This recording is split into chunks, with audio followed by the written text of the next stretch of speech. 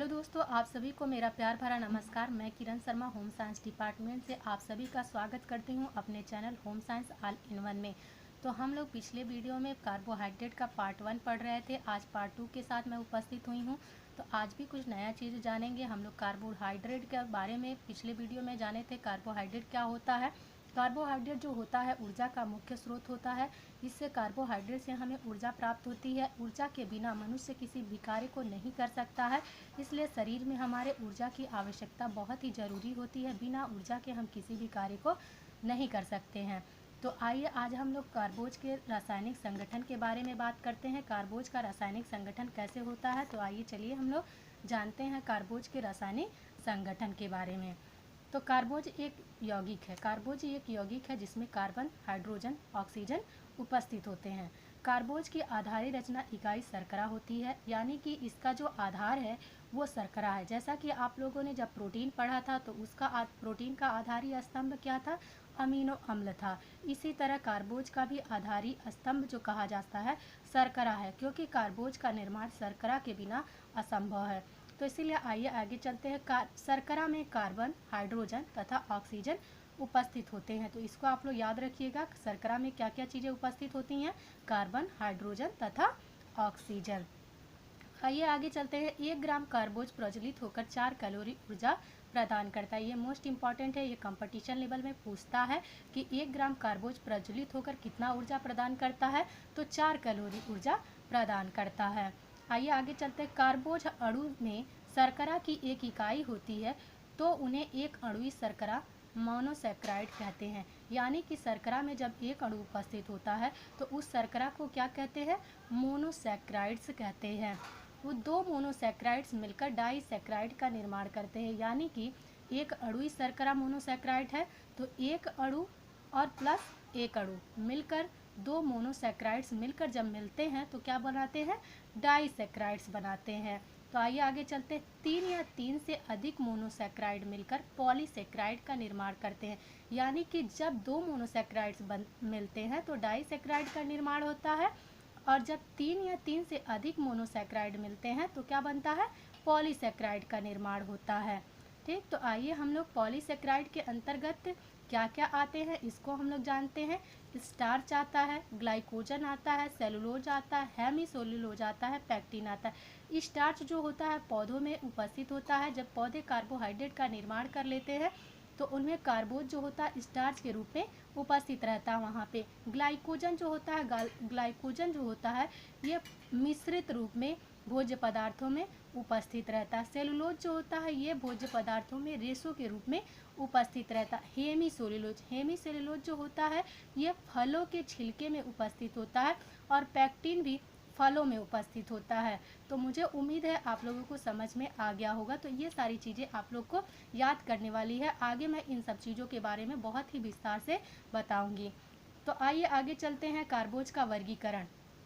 कार्बोज का वर्गीकरण कितने प्रकार से करते हैं हम लोग। कार्बोज का वर्गीकरण 2 प्रकार से करते हैं, एक भौतिक एवं रासायनिक प्रकार से।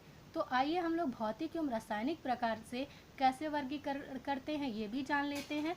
तो जो हम लोग कार्बोज का भौतिक विशेषताओं के आधार पर वर्गीकरण करते हैं तो वो 2 प्रकार से करते हैं। कार्बोज का भौतिक विशेषताओं के आधार पर कितने वर्गों में वर्गीकृत होता है, 2 वर्गों में। पहला क्या होता है, शर्कराएं होती हैं, और दूसरा क्या होता है, अशर्कराएं होती हैं। तो इसको आप लोग याद रखिएगा कि कार्बोज का वर्गीकरण जो होता है भौतिक विशेषताओं के आधार पर 2 प्रकार से होता है। पहला जो होता है शर्कराएं, दूसरा होता है अशर्कराएं। तो आइए हम लोग आगे शर्कराएं और अशर्कराएं के बारे में विस्तार से जानते हैं।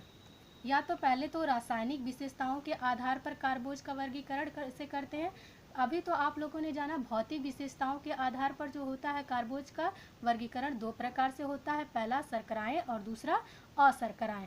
तो अभी रासायनिक विशेषताओं के आधार पर कार्बोज का वर्गीकरण 3 प्रकार से होता है, मोनोसैक्राइड्स, डाइसैक्राइड, पॉलीसैक्राइड। इसको आप लोग याद रखिएगा कि रासायनिक विशेषताओं के आधार पर कार्बोज का वर्गीकरण 3 प्रकार से होता है, मोनोसैक्राइड्स, डाइसैक्राइड्स, पॉलीसैक्राइड्स।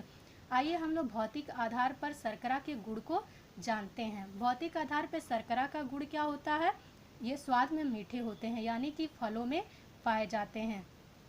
प्रकृति में ज़्यादा मात्रा में विद्यमान होते हैं, क्योंकि ये पूरे पोषक तत्वों के रूप में होते हैं, तो इनको प्रकृति में आसानी से प्राप्त किया जाता है। ये जल में घुलनशील होते हैं, ये रवेदार होते हैं, यानी कि ये पाउडर नहीं होते हैं, थोड़े दरदरे टाइप होते हैं।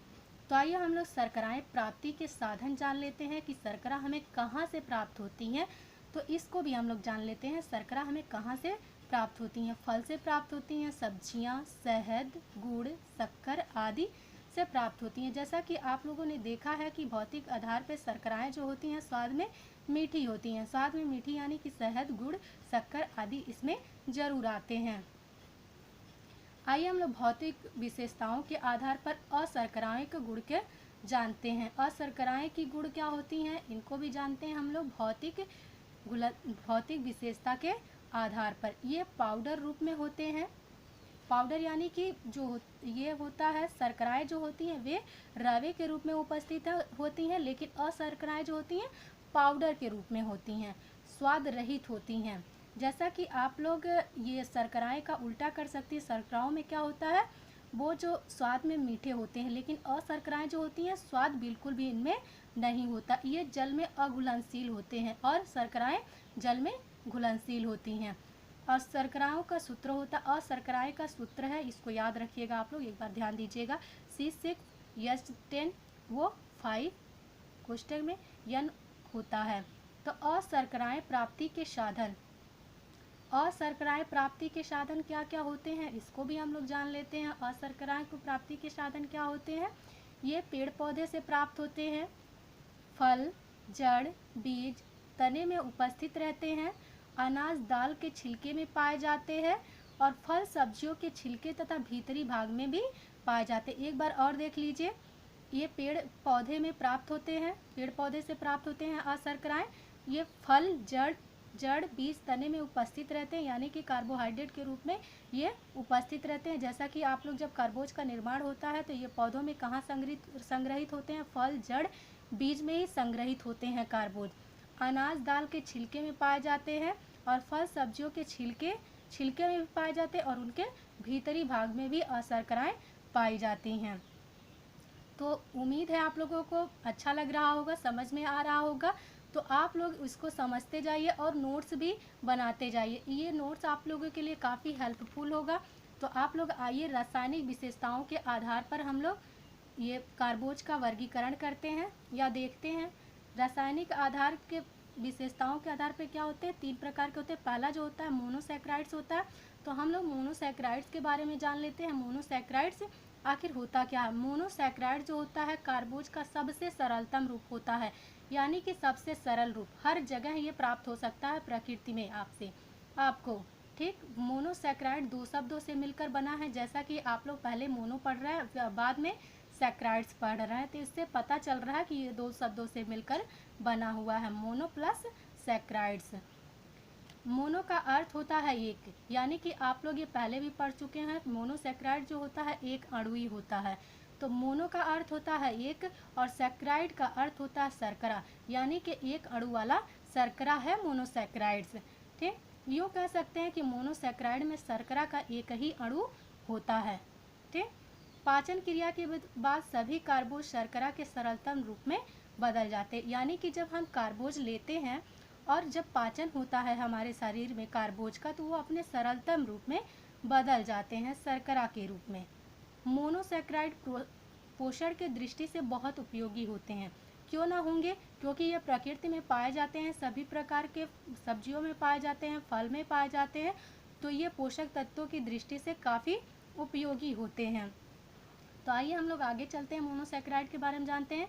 मोनोसैकराइड में कार्बन के 6 अणु होते हैं। ये याद करने वाली चीज़ है, तो इसको याद रखिएगा।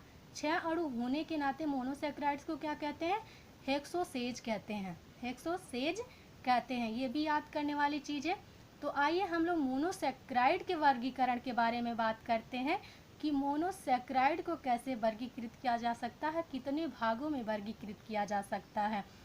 तो पहला जो है, मोनोसैकराइड को 2 भागों में विभाजित किया जा सकता है। तो पहला शर्कराएं जिसमें एल्डिहाइड समूह है, ऐसा शर्करा जिसमें एल्डिहाइड समूह का जो सिंबल होता है -CHO, अगर एल्डिहाइड नहीं लिखा हुआ है हिंदी में, -CHO लिखा हुआ है, तो आप इसका मतलब समझ जाइए कि ये एल्डिहाइड समूह का सिंबल है। ठीक। दूसरा जो होता है वे शर्कराएं जिसमें कीटोन समूह होते हैं। कीटोन समूह का सिंबल होता है -CO। तो आप लोग अगर कीटोन समूह नहीं लिखा हुआ, -CO लिखा हुआ है, तो आप समझ सकते हैं कि ये कीटोन समूह का सिंबल है। तो आइए हम लोग एल्डिहाइड समूह को विस्तार से जानते हैं कि एल्डिहाइड समूह में क्या क्या आते हैं। एल्डिहाइड समूह के अंतर्गत ग्लूकोज, लैक्टोज, मल्टोज आदि आते हैं। ठीक। ग्लूकोज जो होता है ये अंगूर के रसों में ज़्यादा मात्रा में पाया जाता है। तो इन सब चीज़ों के बारे में हम आप लोगों को आगे विस्तार से बताएंगे। तो आप लोग ये याद रखिएगा एल्डिहाइड समूह में क्या क्या चीज़ें आती हैं। उनके अंतर्गत ग्लूकोज आता है, लैक्टोज आता है, मल्टोज आता है। ये सारे कंपटीशन लेवल में पूछा जाता है एल्डिहाइड ग्रुप के कौन से इसमें समूह हैं। तो कहीं दे दिया होता है समूह, कई समूह दिए होते हैं। तो आप लोग अगर याद रखेंगे तो आप लोग तुरंत जान जाएंगे कि कौन सा एल्डिहाइड समूह का है। ग्लूकोज है, लैक्टोज है, मल्टोज है। तो आइए आगे चलते हैं। कीटोन समूह। कीटोन समूह के अंतर्गत फ्रुक्टोज आता है, सारबोज आदि आता है। कीटोन समूह के अंतर्गत कौन कौन सी चीज़ें आती हैं, आइए एक बार और जान लेते हैं। कीटोन समूह के अंतर्गत फ्रुक्टोज आता है, सारबोज आता है। तो आइए कुछ चीज़ें याद करने वाली हैं, तो उसको आप लोग अपने दिमाग में बनाए रखिएगा। तो आइए हम लोग जानते हैं मोनोसैकराइड तथा डाइसैकराइड। शर्कराओं के नाम के अंत में OS ही लगा होता है। जो मोनोसैकराइड के शर्करा होते हैं या डाइसैकराइड के शर्करा होते हैं उनके अंत में OS ही लगा होता है। यानी कि आप लोग को ढूंढना है अगर कि कौन मोनोसैकराइड शर्करा है, कौन डाइसैकराइड शर्करा है, तो आप लोग आसानी से उसको ढूंढ सकते हैं। उसके अंत में क्या लगा होता है, OS ही लगा होता है। इसका उदाहरण आइए देख लेते हैं हम लोग। ग्लूकोज, ग्लूकोज के लास्ट में क्या लगा होता है, OS ही। फ्रुक्टोज, मल्टोज, गैल्टोज, मैल्टोज, मैनोज, लैक्टोज आदि। यानी कि सभी में क्या हुआ है, लास्ट में OS ही लगा हुआ है। तो इससे हम लोग क्या जान लेंगे कि ये मोनोसैकराइड तथा डाइसैकराइड की शर्कराओं के नाम हैं, क्योंकि इनके अंत में क्या आ रहा है, OS ही जुड़ रहा है। ठीक। तो आइए हम लोग और भी इम्पॉर्टेंट चीज़ें जान लेते हैं। मोनोसैकराइड फल और सब्जियों में ज़्यादा मात्रा में पाया जाता है। मोनोसैकराइड जो है फल और सब्जियों में ज़्यादा पाया जाता है। यानी कि आप लोगों ने पहले जाना है कि मोनोसैकराइड जो होता है पोषक तत्वों का महत्वपूर्ण अंग है। इससे बहुत ज़्यादा पोषक तत्व प्राप्त होते हैं। मोनोसैकराइड स्वाद में मीठे होते हैं, जल में घुलनशील होते हैं, रवेदार होते हैं। तो हमें उम्मीद है कि ये वीडियो आप लोगों को पसंद आया होगा। अगर नहीं आप लोगों को कुछ चीज़ें समझ में आती हैं तो आप लोग कमेंट बॉक्स में लिख सकते हैं और मैं उस चीज़ को सुधार करने का प्रयास करूँगी। कि इसी के साथ मैं ये अपना कार्बोहाइड्रेट का सेकेंड पार्ट समाप्त कर रही हूँ। अगले वीडियो में मैं कार्बोहाइड्रेट थर्ड पार्ट के साथ उपस्थित होंगी। तो आज के लिए बस इतना ही। नमस्कार।